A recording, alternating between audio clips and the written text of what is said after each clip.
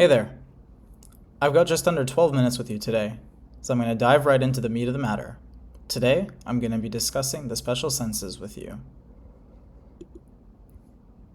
So we've already covered the central nervous system, the peripheral nervous system, and the somatic nervous system. So I just want to call out that in this mini lecture, I'm going to be assuming the understanding of human anatomy and physiology up until that point.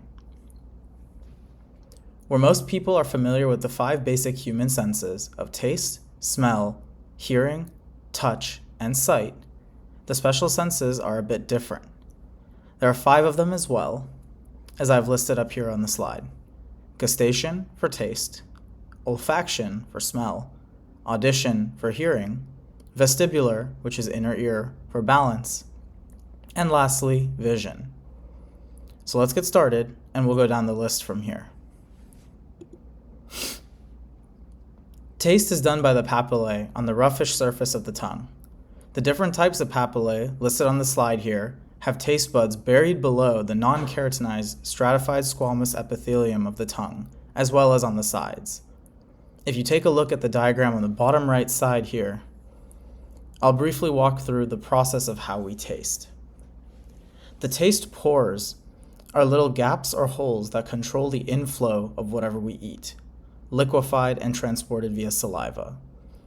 As the taste hairs are exposed to the food in the oral cavity as extensions of the phospholipid bilayer of the gustatory cell, it can respond to the chemicals in the foods and liquids we ingest. If the cell is responsive to the chemical, we receive an impulse that goes to our cortex, which results in the process of taste. Just drilling down a little bit further, the basal cells and the transitional cells are able to replace the taste cells, which is an interesting phenomenon to call out. The gustatory cells are not neurons, rather they're individual cells that attach to neurons.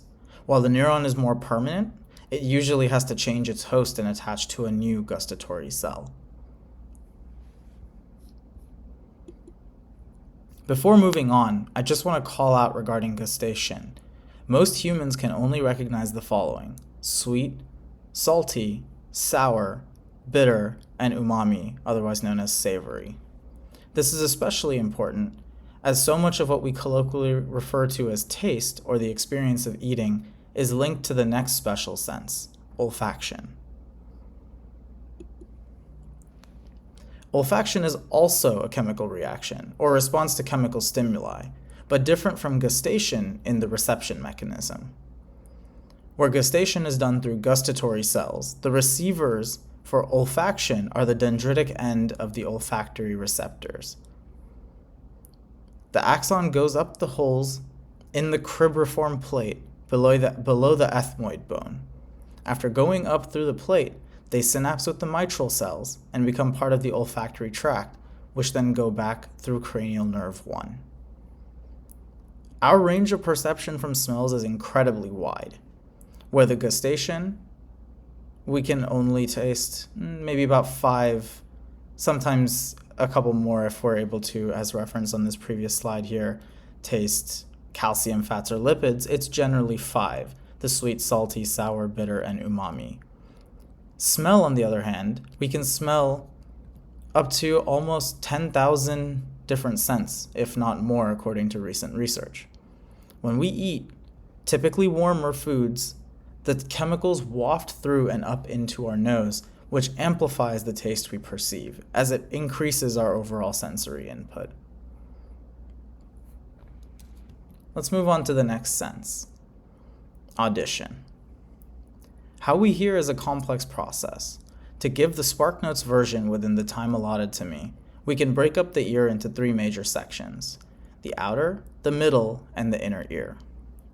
The process starts in the outer ear. Sound is amplified, localized, collected, and directed into our ear canal from the auricle, which you can see on the left side of the slide here. The sound then travels through the ear canal into our eardrum, which is separated from the middle ear by a thin membrane. There's a couple of functions I'm glazing over, obviously. The ear canal has earwax to protect our eardrum and our inner ear, but I'm just going to be covering the high level here, so bear with me. Moving on to the middle ear. The main function in the middle ear are carried out by the ossicles, mainly composed of the following: the malleus, otherwise known as the hammer, the incus, sometimes known as the anvil, and the stapes, otherwise remembered as the stirrups. These three components of the ossicles amplify the vibrations from the eardrums and transmit them to the inner ear. Let me drill down into the next slide, which is the inner ear here. So when sound reaches the inner ear, it's just about to be processed by the cochlea, which is generally identifiable as the snail shell-like organ on the far right of the diagram I have up here on the slide. It's regulated by the oval and round windows, which help with the displacement of fluid within the cochlea, as well as the entrance for vibrations into the cochlea, respectively, based on the order I mentioned them for the oval and round windows. Within the cochlea, the fluid in the cochlea causes the basilar membrane to move, which correspondingly displaces the hair cells in the organ of the corti. This movement of the hair cells generates electrical signals, which are transmitted to the brainstem and the auditory cortex thereafter via the auditory nerve. Now, it was so important to drill into the inner ear earlier because moving on to the next special sense, our fourth special sense here, which is balance, is also localized in the inner ear. You can see right here the vestibule, and above it here, the two semicircular canals. So let me move on to the next slide. So within the vestibule, we have the utricle and the saccule here. And within these mostly jelly-like substances, there exists these otolithic membranes, which are given some mass relatively by these otoliths, which are calcium-based.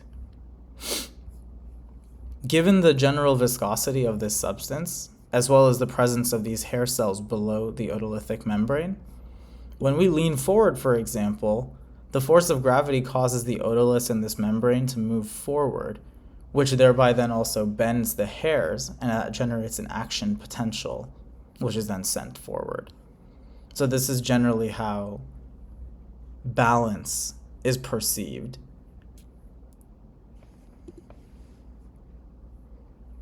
For the final special sense, we have vision.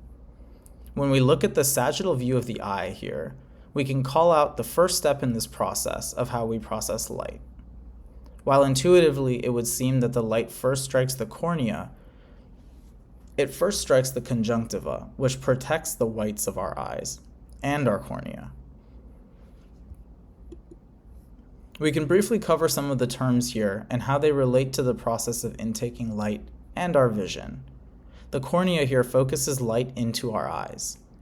The ciliary body is also responsible for creation of the aqueous humor, which is responsible for maintaining intraocular pressure, as well as providing nutrients to the lens and the cornea.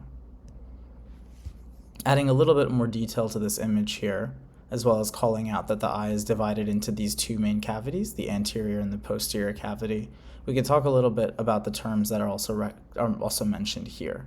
The pupil and the iris regulate the amount of light entering our eyes, similar to the aperture of a camera. The lens then focuses light onto our retina, which contains the rods and cones, otherwise known as photoreceptors, that detect light and convert it into electrical signals. The optic nerve then takes that visual information and transmits the information into the brain, where in the visual cortex, we process visual information to create images. Now, there's a lot more that I could mention, for example, the drainage that's taken care of by the scleral venous sinus. However, it looks like I'm just about at time here, so I'm going to wrap up my presentation. I hope you learned something about the special senses. That's all for now.